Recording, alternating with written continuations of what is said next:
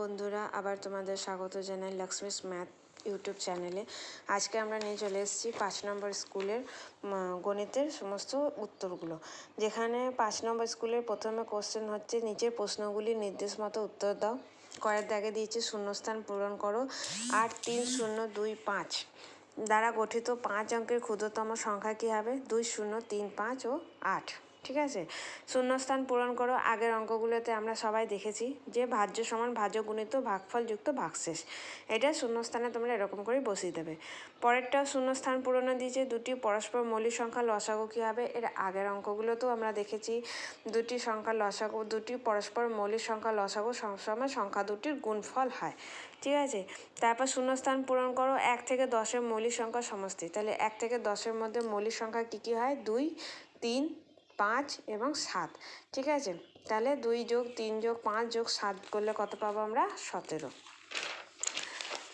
পরেরটায় চলে আসি। 1 দাগে 0, 9, 1, 3 সংখ্যাগুলি দ্বারা গঠিত 4 অঙ্কের ক্ষুদ্রতম সংখ্যাটি কী হবে? তাহলে এটাও আগের অঙ্কের মতন 1, 0, 3 নয়।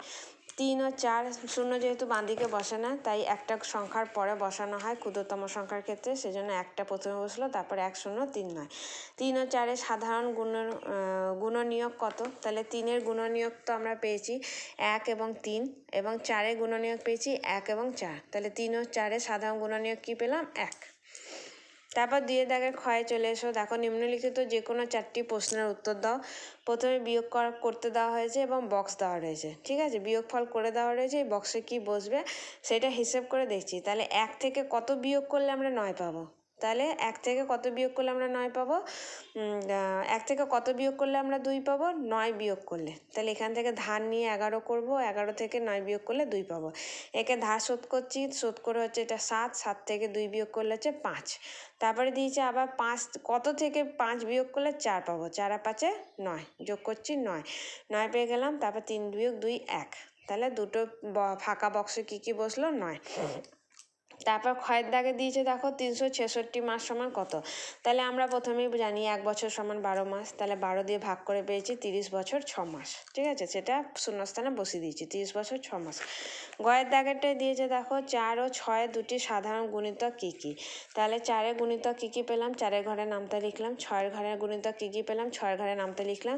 তাহলে 4 ও 6 দুটি সাধারণ গুণিতক কী কী পেলাম? 12, 24, 12 এবং 24, 12 ও 24। ঠিক আছে, তারপরে ঘয়ের দাগেরটায় দেখো, ঘয়ের দাগেরটায় কী দেওয়া হয়েছে যে 770 মিনিট সমান কত ঘন্টা কত মিনিট। এই অঙ্কটাও আগে করে দিয়েছি, আবার তোমাদের সুবিধার্থে আরেকবার করে দিলাম।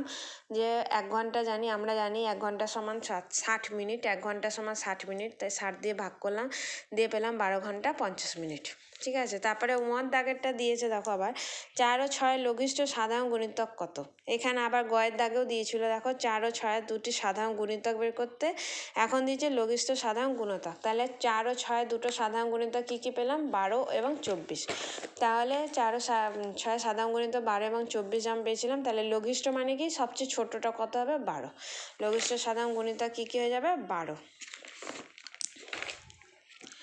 চয়ে দিয়েছে, একটি মোটর বাইকের দাম 35,225 টাকা হলে দুটি মোটর বাইকের দাম কত হবে? তাহলে আমরা অবশ্যই গুণ করব। 35,225 গুণিত 2 মানে 70,450 টাকা। তাহলে দুটি মোটর বাইকের দাম হলো 70,450 টাকা। 3-এর দাগের কয়ে দিয়েছে, দেখো 95,669 সংখ্যাটির কথা লিখতে বলায় তিনি 9,569 লিখেছে, সে কত বেশি বা কম লিখেছে? তাহলে আমরা দেখে নিলাম এটাকে স্থানীয় মান অনুসারে সাজিয়ে পাচ্ছি। দেখো 9,569কে লিখলে পাই একক দশক শতক হাজার। 9,569 লিখেছে সে। লিখতে বলা হয়েছিল 95,669, মানে 1 ঘর বেশি। তাহলে অটোমেটিকই সে কম বলেছে, কম লিখেছে। তাহলে 95,669 বিয়োগ 9,569, তাহলে সে কত কম লিখেছে? 86,100 টাকা 100 সে কম লিখেছে। তাহলে তিনি 86,100 কম লিখেছে। তারপর ক্ষয়ের দাগে দিয়েছে, দেখো দেবব্রত বাবু 6 মাসের আয় দিয়ে 7 মাসের খরচ চালান, তার মাসিক খরচ 12,270 টাকা হলে মাসিক আয় কত? এই অঙ্কটা আমরা আগের 1 নম্বর স্কুলে 3-এর দাগে ক্ষয়েরটা করে দিয়েছি। ঠিক আছে, সেম প্যাটার্নের অঙ্কই আবার আগের স্কুলেও করে দেওয়া হয়েছে।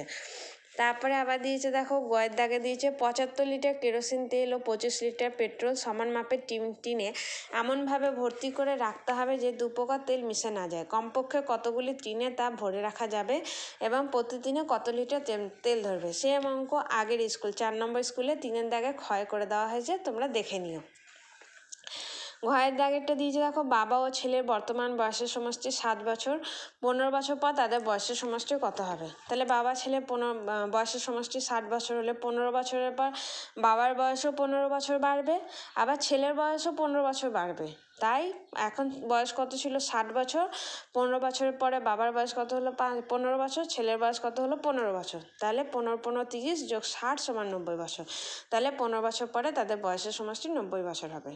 কারণ বাবার বয়স 15 বছর পর বাবার বয়স বাড়লে ছেলের বয়সও 15 বছরই বাড়বে, সেই জন্য 15টাকে দুবার যোগ করতে হবে। এই কথাটা বারবার মাথায় রেখো যে বাবার বয়স বাড়লে ছেলের বয়সও বাড়ে, সেইটা যোগ করতে হবে, ঠিক আছে। এটা 15 বছর পরে জিজ্ঞেস করেছে বলে যোগ করলাম। যদি বলতো না 15 বছর আগে কত হবে, তাহলে সেম করতাম, তখন কি করতাম 60 বিয়োগ 15 যোগ 15, মানে 60 বিয়োগ 15 যোগ 15 30, মানে 30 বছর। তাহলে 15 বছর আগে তাদের দুজনের বয়সের সমষ্টি কত হতো 30 বছর, ঠিক আছে। থ্যাংক ইউ বন্ধুরা।